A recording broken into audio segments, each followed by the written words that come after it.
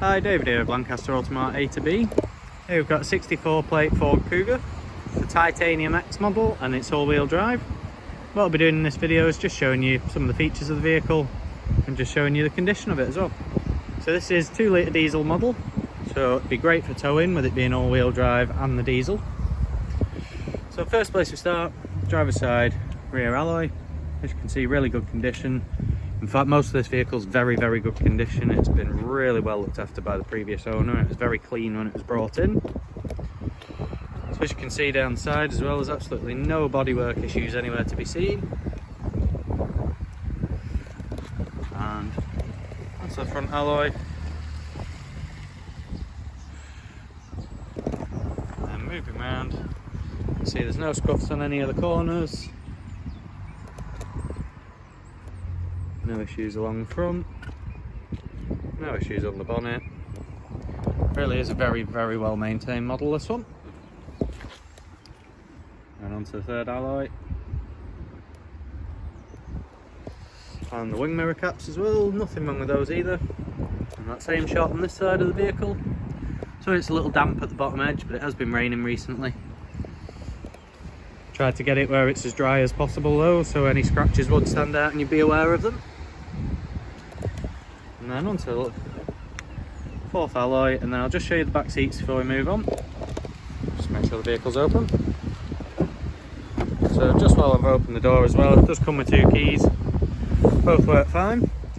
So into the back, it'd be a great car for families, this one, because you've got a couple of tray tables in the back behind each seat. You've also got backrest adjustment, and there's also centre storage with 2 cup holders, alongside a 12-volt power outlet and 2 climate vents in the back as well. It's a really practical vehicle, and you can also lower the seats entirely by holding it there. It goes down. There's a little bit of a lip, but it does come forwards. However, you need both seats down to do that, as you can see. But it does go fairly flat. You wouldn't have many troubles getting anything over that. And then with it being the Titanium X model, you get a little button on the key there which just says ×2. Press that, through it opens itself up. So it is electronic tailgate. And then while that's working its way upwards, you can see there's also parking sensors along the back as well, alongside the dual exhaust you get on the Titanium X models. So into the boot, you can see the small lip I was just telling you about. Tiny little cutout in each of those as well, just for something underneath to slide into. But you also get retractable style load cover, which is actually quite sturdy. You could probably actually keep something on that, like unlike a lot of them nowadays. And then you just push it down like that, it's out the way. And then under the boot floor, you've got a full size spare wheel, got your locking wheel nuts in there, and a funnel. So you got everything that should be with the vehicle is. There's another little section just in there with some other stuff as well. So I'll just pull that back out. You do get a little button up here just to close the boot. You just press that and it closes itself down there. So moving into the driver's side, and just before we hop in, you do get roof rails as well. That's another feature of the Titanium X model. And also got electric windows all around. And as we jump in, you've got a small little bit here with your lights. So they're just on automatic at the moment, so you don't have to do anything about those. Just close the door, put the key in, put on the clutch, and start the engine. So as you can hear as well, it starts nice and easily, no problems there. I'll just get rid of that because I've not got my seatbelt on right now. But as you can see there, 80,000 miles, 568, and it doesn't look like that high mileage at all when you're inside. It's quite, well, it's in immaculate condition really. So moving down on some of the features then. So you do have your wipers over there. You can adjust the intensity of that when they're on it, intermittent there. And then on the other side, you've got your indicator as you'd expect.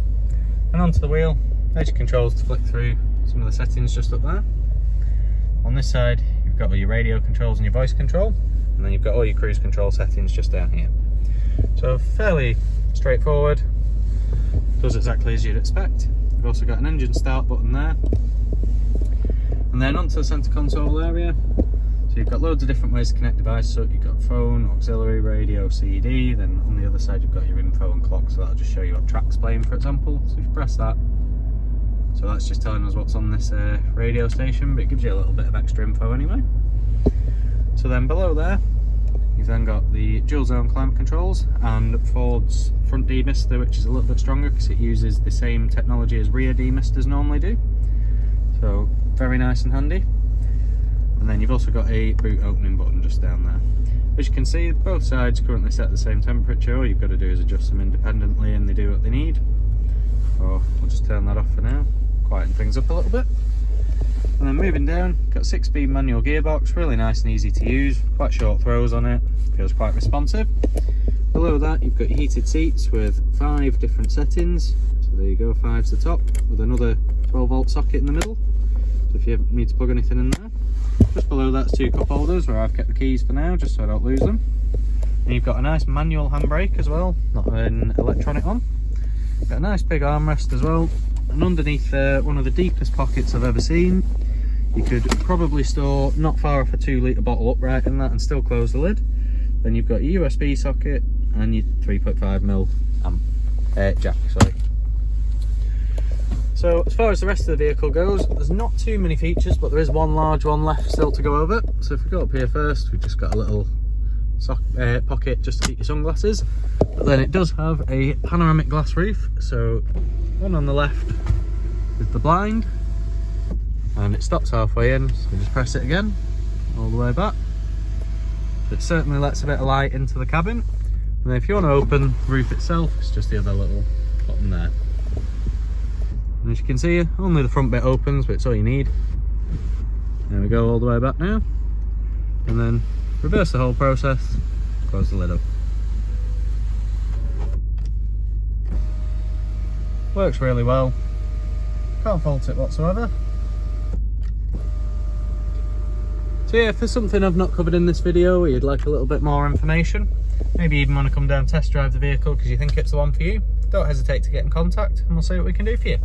Thanks, take care, bye.